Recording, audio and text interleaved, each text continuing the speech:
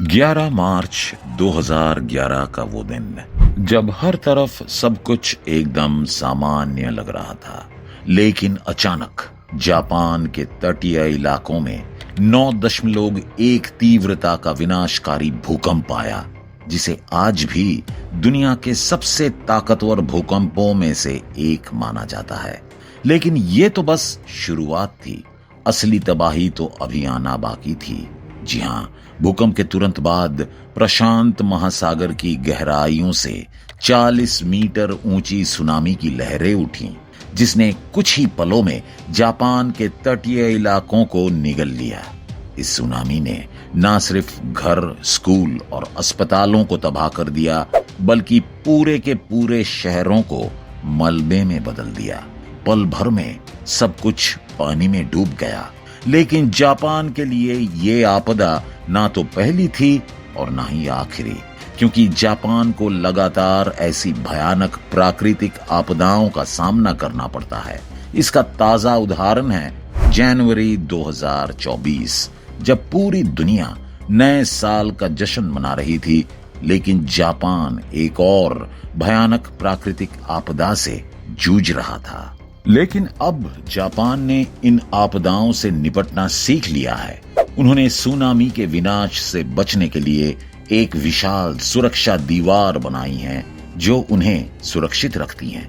लेकिन जापान ने इस अनोखे इंजीनियरिंग चमत्कार को कैसे अंजाम दिया, आइए विस्तार से जानते हैं। जापान एक ऐसा देश है जो कभी विश्व युद्ध के कारण तो कभी अपनी तकनीकी उन्नति के कारण हमेशा सुर्खियों में बना रहता है। लेकिन इन सब के अलावा एक और बड़ा कारण है जिसकी वजह से जापान हमेशा चर्चा में बना रहता है, वो है प्राकृतिक आपदाएं, खासकर भूकंप और सुनामी। असल में जापान में अब तक अनगिनत भूकंप और सुनामी आ चुके हैं, और ये ऐसी आपदाएं हैं जिन्हें रोक पाना किसी के बस में नहीं है।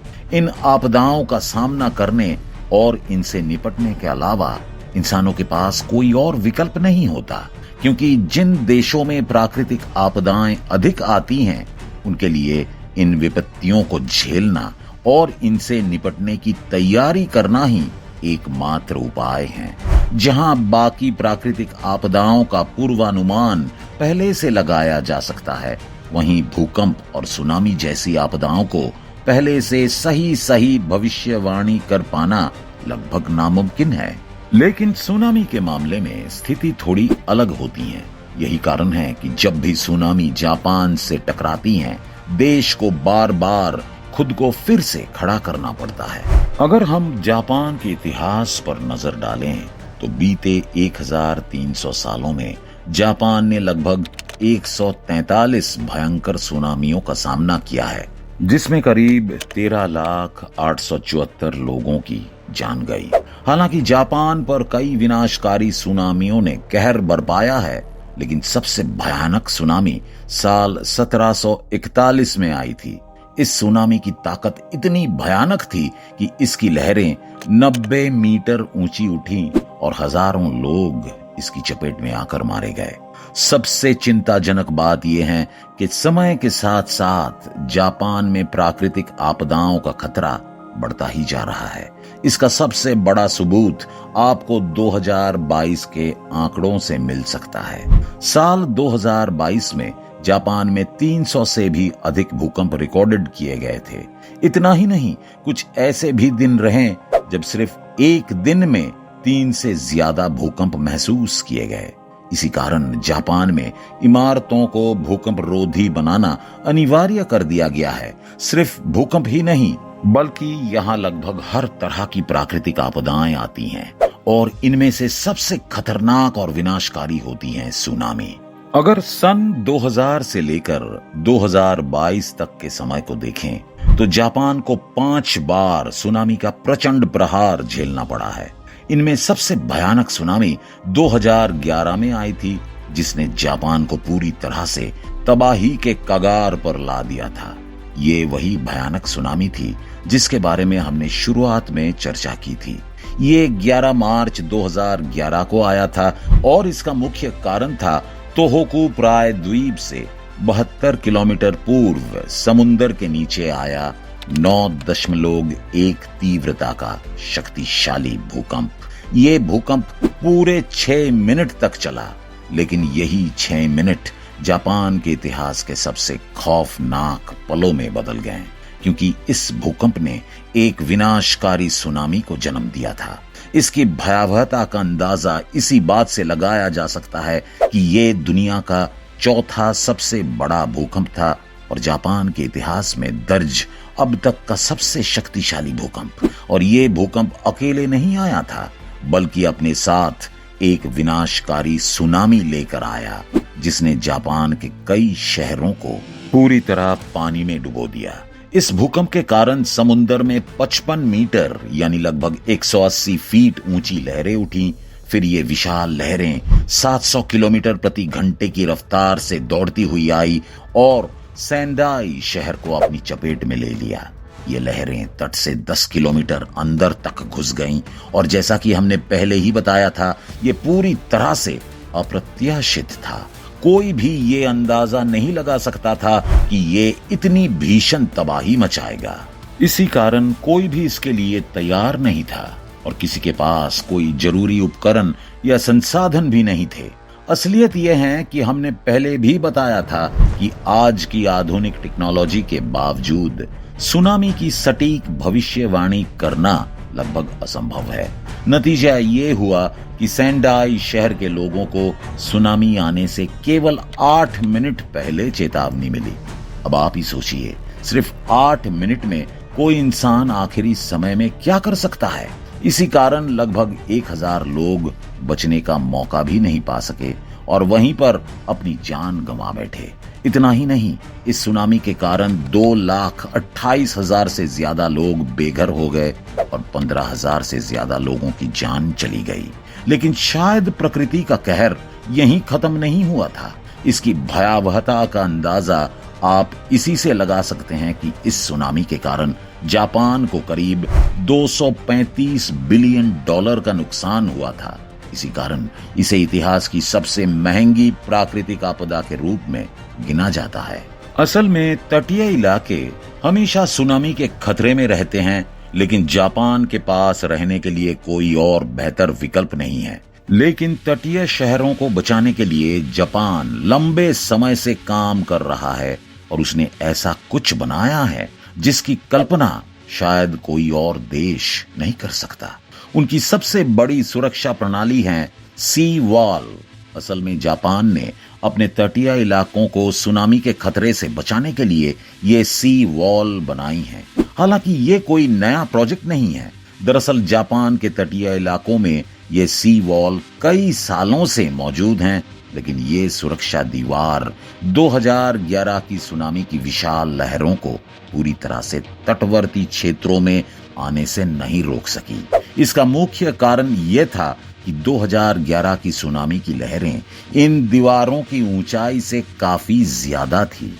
असल में इन सुरक्षा दीवारों को केवल 8 मीटर ऊंची लहरों को रोकने के लिए बनाया गया था, लेकिन 2011 की सुनामी की लहरें 12 से लेकर 15 मीटर ऊंची थी और इन दीवारों के ऊपर से तटीय शहरों में घुस गई। हालांकि इन सुरक्षा दीवारों ने सुनामी की ताकत को काफी हद तक कम कर दिया था, लेकिन कुछ जगहों पर लहरें इतनी शक्तिशाली थी कि उन्होंने पूरी दीवार को ही गिरा दिया, जिससे शहरों को भारी तबाही का सामना करना पड़ा। 2011 की विनाशकारी सुनामी के बाद जापान ने यह समझा कि इस तरह की प्राकृतिक आपदाओं से अपने तटीय शहरों को सुरक्षित रखने के लिए और भी मजबूत और उन्नत समुद्री सुरक्षा दीवारें बनानी होंगी। 2011 के भूकंप और सुनामी के बाद जापान ने इन समुद्री दीवारों की ऊंचाई और लंबाई को और भी मजबूत और प्रभावी बनाने का निर्णय लिया। इस परियोजना को पूरा करने के लिए जापान ने अपने बजट से $12 बिलियन खर्च करने का निर्णय लिया है। जापान अपने पूर्वी तट पर 400 किलोमीटर लंबी और 15 मीटर ऊंची एक मजबूत समुद्री दीवार का निर्माण कर रहा है। ये दीवार पहले से लगभग 5 मीटर ऊंची होगी और इसे 25 मीटर गहराई तक जमीन में स्थापित किया गया है, जिससे ये और अधिक मजबूत हो सके। इसका परिणाम ये होगा कि सबसे भयानक सुनामी भी इस दीवार को पार करने में असमर्थ होगी। नई दीवारें पहले की तुलना में अधिक चौड़ी होंगी और इनका डिजाइन विशेष रूप से सुनामी की ऊंची लहरों को रोकने के लिए तैयार किया गया है। इस परियोजना को सफलतापूर्वक लागू करने के लिए जापान ने गहन शोध और परीक्षण किए हैं। शुरुआत में वैज्ञानिकों ने सिमुलेशन तकनीक का उपयोग करके कृत्रिम सुनामी उत्पन्न की ताकि इस दीवार की मजबूती और प्रभावशीलता का परीक्षण किया जा सके। इंजीनियरों ने कई प्रकार की लहरों का विश्लेषण किया ताकि ये समझा जा सके कि किस प्रकार की संरचना सुनामी के खिलाफ सबसे प्रभावी साबित होंगी। इसके अतिरिक्त 2011 के भूकंप जैसी परिस्थितियों का परीक्षण करने के लिए विशेष वाइब्रेटर का उपयोग किया गया ताकि ये अनुमान लगाया जा सके कि सुनामी की लहरें कितनी ऊंची हो सकती हैं और उन पर कितना दबाव बढ़ेगा। सिमुलेटर टेस्ट के बाद पता चला कि 2011 की सुनामी की लहरें सीधे सब कुछ नष्ट नहीं कर पाई, लेकिन पानी के बाढ़ के रूप में फैलकर बड़े पैमाने पर तबाही मचा गई। इसलिए भविष्य में ऐसी आपदाओं से बचने के लिए सिमुलेटर टेस्ट के आधार पर नए समुद्री बांधों के डिजाइन में घुमावदार यानी कर्व शेप संरचना जोड़ी गई है। क्या आप जानते हैं कि ऐसा क्यों किया गया? क्योंकि जब समुद्र की लहर किसी दीवार से टकराती है तो उसकी घुमावदार संरचना लहर को उल्टी दिशा में मोड़ देती है। जब ये लहर वापस जाती है तो ये पीछे से आने वाली नई लहर के दबाव को भी कमजोर कर देती हैं।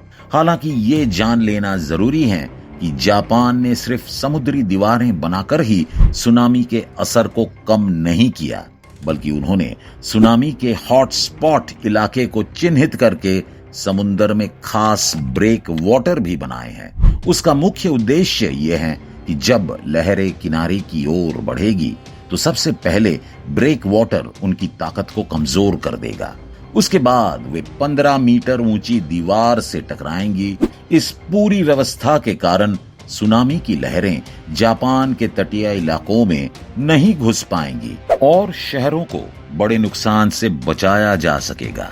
लेकिन जापान ये भी जानता है कि ये सुरक्षा दीवार कोई स्थायी समाधान नहीं है, क्योंकि ग्लोबल वार्मिंग के चलते समुद्र का जल स्तर हर दिन बढ़ रहा है।